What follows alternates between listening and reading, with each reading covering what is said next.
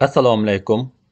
Anglayotganinglar Şinjan Xalq Nashriyati 2000 yili 1-oyda nashr qilgan roman Ili to'lqinlari. Avtori Abdurahmon Qahar. 1-qism. 15-bob. 1. Nilqa hokim idorasining Jonas ismli tarjimoni Gomindangning shahardan chiqqan 300 kishilik qo'shinini Ulastayga boshlab keldi. Bosin sening ustida turgan ikki qarovul tong oldidagi qorong'uda bu qo'shinni ko'rib qoldi. Qo'shin soy ig'izga kelib to'xtagan edi. Ikki qarovulning biri chatqonliq ichidagi etini yolg'iz oyoq yo'lga elib tushib mindida soyning beshiga qarab uchqandek chepib ketdi. Kelganlarning haqiqatanmi dushman ekanligi va soy ig'izga kelibla to'xtaganligi ularning mushu soy ichiga ichkirilib kiradiganligidan darak beradi. Qarovullar buni aniq payqadida xushal bo'lib otlarini bo'lishiga qo'yibdi. Qarovullarning xushal bo'lishi dushmanning oldiga kelib berganligi edi.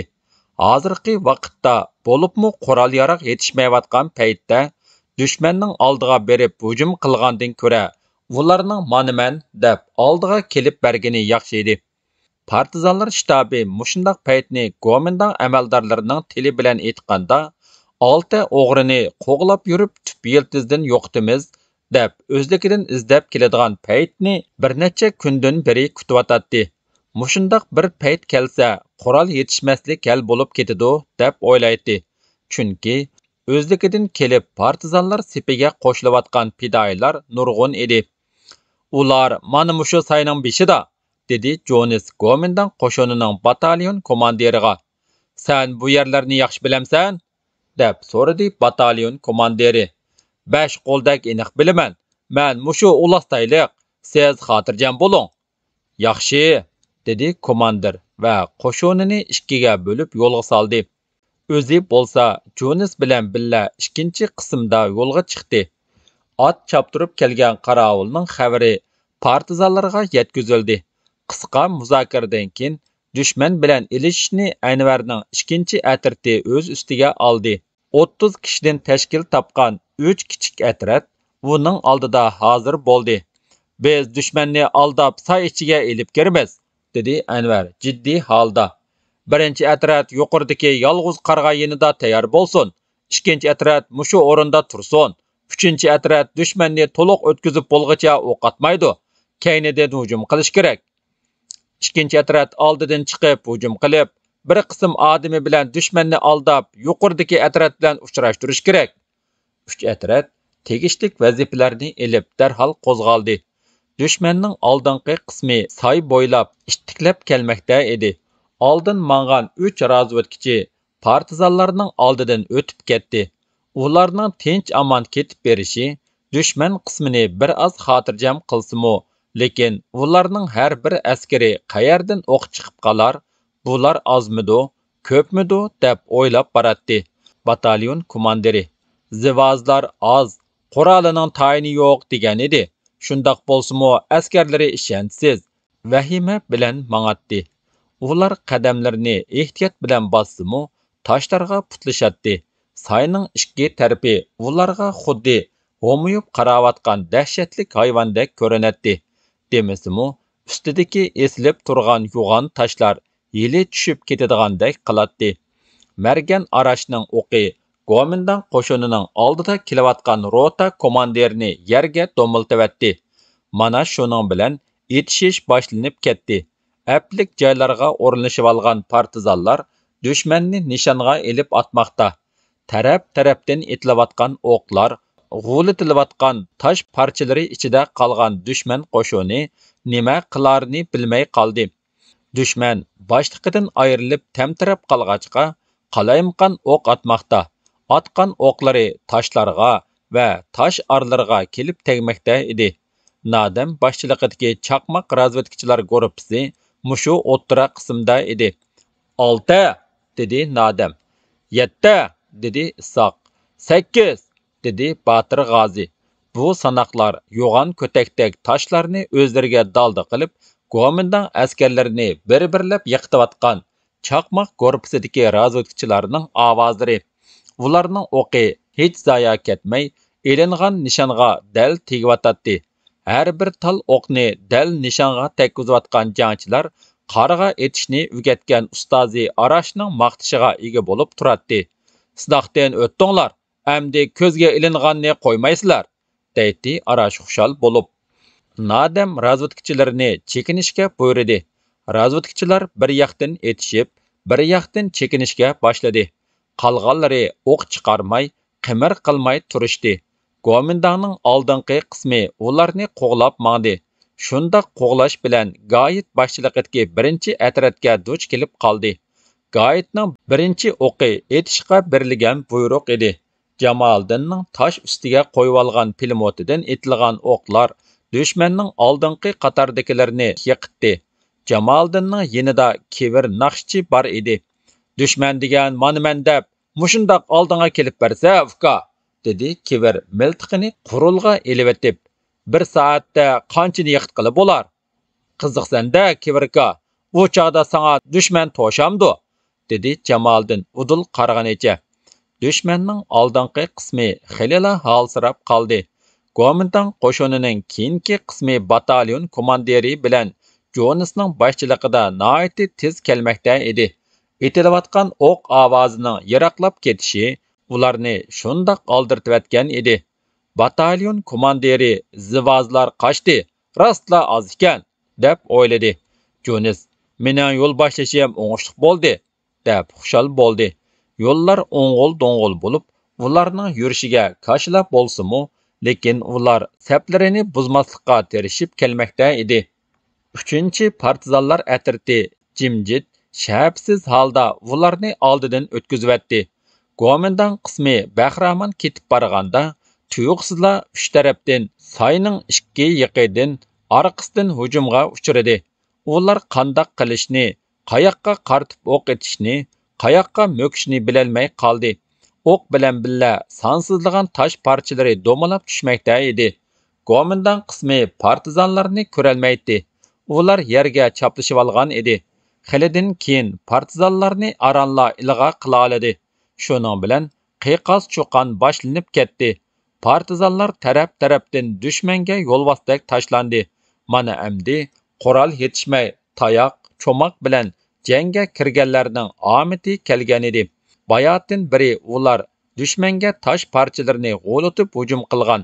Endi-chu Petrov qochgan Gomindan qo'shinlarini soy ichida qo'g'lab yurib, cho'moqlarni pulanlatib, nettisini urib yiqitdi.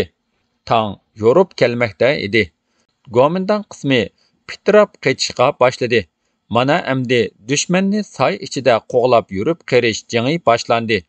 Qachalmay yoki mo'kinalmay qolgan bir qism dushman sarg'ayib tizlanib bosh egdi. Ularning ichida sol oyog'idan o'q yeb tirik qolgan Jonesmi bor edi. Yiroqdan taraslab kelayotgan 2 otliq ko'rindi. Hammasi shu yoqqa qarashdi. Otliqlar yetib keldi. Oldidagisi Nizomiddin, keynidagisi uning muhofizatchisi Aqilbek edi.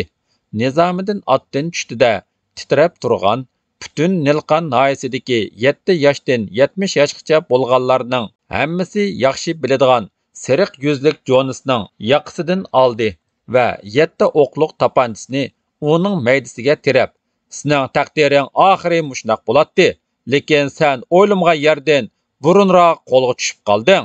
It, iflos, Nilqida yana qanchalik qo'shin bor?" dedi u varqirab turib. "Yo'q, yo'q, hammasi mushu shahardan chiqqan", dedi Jones titrab. "Sen bizga yaxshi xizmat qilding", dedi Nizomiddin uning yoqasini qo'yib o'tib, ochiq kulimsirab.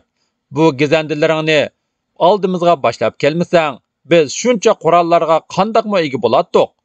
Nizomiddinning qopqi birdilla turilib jiddiy tus oldi. "Mana sana tarixning hukmi." Uning tapanchasidan uzilgan bir pay o'q Jonesni o'ngdisiga uchiribdi. U partizanlar üstüle tashlayotgan o'lja miltiq, pulemyot va o'q dorilarning yiniga yiqilgan edi. Nizomiddin tapanchisini texi qipiga solmay turib, kivir bilan Jamoliddin asir ilingan batalyon komandirini oldiga silib haydab keldi. U qo'shinlari Petrov qochganda o'rlab qochib, oldi orqasi ochiq tosh kamarga mo'kinib olgan ekan. Kivir bilan Jamoliddin uni tirik qo'lga tushirgan edi. gayetmi ko'k ko'zlaridan o't chaqintib, asirlarni oldiga silib, bu yerga yetib keldi. Taraf-tarafdan partizanlar bu yerga yig'ilishga boshladi. Batalyon komandiri oldida jansiz yotgan yo'l boshlag'uvchisi Jonsni ko'rib, qo'rqib ketdi va Nizomiddinning qo'lidagi tapanchaga bir qaradi-da, beshini tuvan soldi. Hammasi Nizomiddinning surlik yuziga qarab, bunimi etib tashlashi mumkin deb o'ylagan edi. Nizomiddin ularning o'ylarini bilib olgandekla, "Yo'q, buning texi qiladigan ishi bor. Hozir shtabga yetkazinglar", dedi buyruq ohangida. Uning turilgan qapoqlari g'alaba shodligi bilan jilvalangan yuzlarga qaragan chog'da ichilib ketgan edi. Ikkinchi, yo'lovchilar kam yuradigan bu yo'llarda bir necha kundan beri to'pchang besilmaydigan bo'lib qoldi. Kichik harbiy mashinalar u yoqdan bu yoqqa o'tib turadi. Mashinalar yo'llarning shuncha o'ng'il-do'ng'il bo'lishiga qaramay, qanqib, silkinib shundoq tez yuradiki, agar yo'ldan mol chorvalar o'tayotgan bo'lsa, o'tib bo'lishni kutmayla besib ketaveradi. Navoda biri mashinalarga diqqat qilib qarab qo'ysa, u chog'da darhol mashinani to'xtatadi-da, uni shu an tutib oladi. Shunga bu yo'llarda odam yurish kemiyib ketdi. Yo'llarning so'rinlashib, odamsiz bo'lib qolishi mashina ichidagilarni allaqandoq vahimalarga silib qo'ydi. Shuning uchun mashinalar nihoyatda tez uchgandek yuradi. Bu chog' tog' oralarida yomg'ir yeshin ko'payib qolgan mezgil bo'lib, birdam sharildab yomg'ir yog'sa, birdamda qor aralash shamol uriladi yoki lapildab qor yig'ib ketadi. O't-cho'p, dal-daraxtlar sarg'ayib ketgan, so'g'uq xilila adab qolgan edi. Nodam bilan Botir G'ozi tosh davanda ho'l cho'pning ustida beshini ko'tirib qo'yib, yo'lga qarab dum yotadi. Har ikkisining qo'lida avtomat bo'lib, bellariga qator qilib bombalar eslagan edi. Shahar tarafdan chiqayotgan mashinalar yiroqdan ko'rinishga boshladi. Birining keyindan biri qatorlashib kelayotgan mashinalar yaqinlab kelib, ularning oldidan 60-70 metr yiroqlikdan o'tishga boshladi. Otlarini yo'shirib qo'yib, aplik yerga joylashib olgan Nodam bilan Botir G'ozining ko'zlari mashinada edi. Buningdan burun shahardan qo'shin yo'tkab chiqqan mashinalarning usti yipilmaydi. Ulastaydagi mag'lubiyatidan keyin bu mashinalarning kozubdan egiz qilib yasalgan to'mir jazisiga bir zint yopadigan bo'lib olgan. Uning ko'znaklaridan tezilib o'ltirgan askarlar ko'rinadi. Ikkisi mashinalarni sanavotadi. 6, 7, 8, 9 mashinalar to'liq o'tib bo'ldi. Lekin e'tiqsiz ig'ir dakka-dukkada o'tib bo'ldi. Sposin siyiga qayriladigan joyga kelganda komandirlarning yuraklari urib, o'pkisi og'ziga tiqilib qoldi. Say ig'izidan sonsizdigan qo'zg'alonchilar qiyoqas cho'qqan bilan avtomatlardan o'q uzib chiqib keladigandek yoki o'zlarimi sezmagan holda bo'ktirmaga tushib qoladigandek vahimlik holatlar ko'z oldiga keldi. Bu vahimalar ular yo'lga chiqmasdanla boshlangan. Nilqiga yaqinlashgan sari kuchayib borgan. Qismning komandirlari aslida kichik mashinada o'ltirib, oldida mang'an. Cho'ng qora suvga kelgandan keyin askarlari tushgan qora mashinalarning bir qismini oldiga o'tkazib o'tib, o'ttirida mang'an edi. Mashinalar tosh davandan o'tib bo'lganda komandirlar deb bir oz xotirjamlanib qoldi va yuzlarida quloq cho'rlari, bo'yinlarida paydo bo'lgan ter tomchilarini surtdi-da, tamaka chekishga boshladi. Qayerga bordikin? Tushgan o'rnini bilib olish kerak, dedi Nodam Botir G'oziga qarab. Yur, bu tog'ning ustidan qarayli, dedi Botir G'ozi qo'li bilan janub tarafni ko'rsatib. Toza aniq ko'rinadi.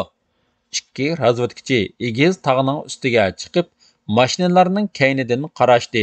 Mashinalar bulardan xilila yiroqlab to'xtadi-da, odamlar tushishga boshladi. Nodam tosh ustida o'ltirib, kichik qo'yin daftariga munolarni aniq qilib yozdi. Jami 23 mashina, biri pikap, ikkisida odam yo'q.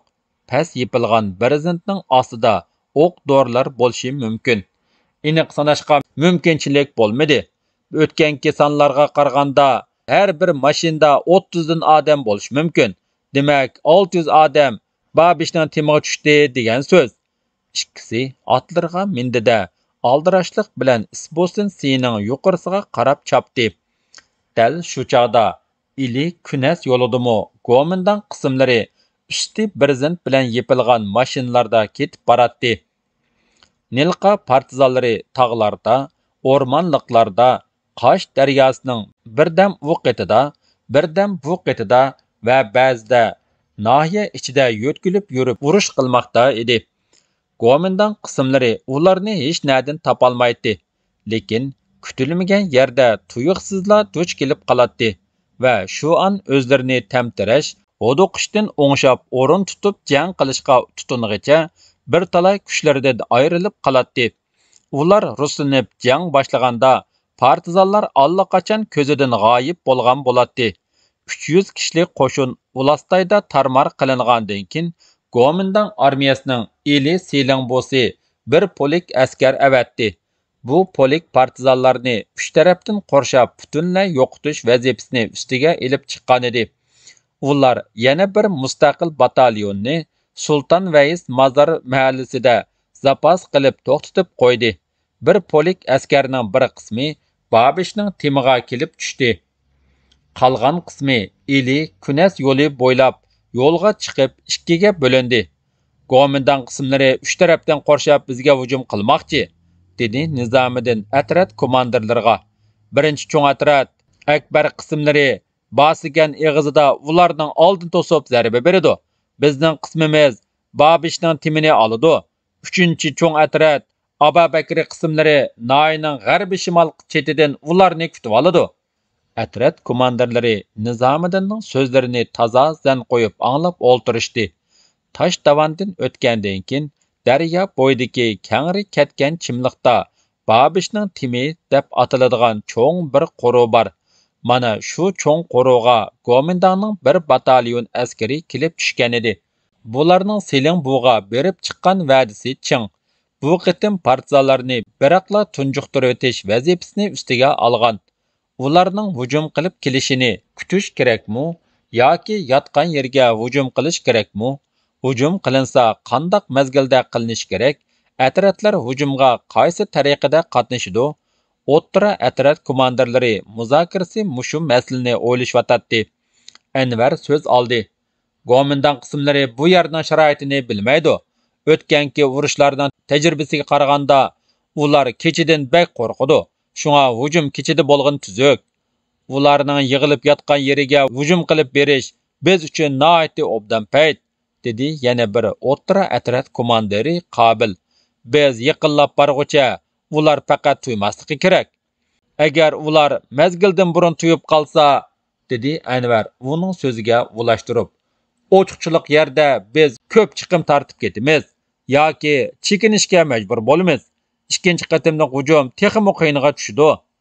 O'ttirga yiqilgan Gulxonni cho'rdab o'ltirgan atrat komandirlari har bir janglardan hosil qilgan tajribalari bo'yicha Babishning timidagi Gomindan qismlarini o'ngishli tarmar qilishning usullari haqida so'zlamoqda edi. Nizomiddin xilidan beri gap qilmay ularning so'zlarini anglab o'ltiradi va ba'zida so'l qo'lda tutgan kichik daftariga bir nimlarni yozib qo'yadi. Uning yinida mavzir asqan Aqilbekmu diqqat bilan gap anglab o'ltiradi. U o'rnidan turdi.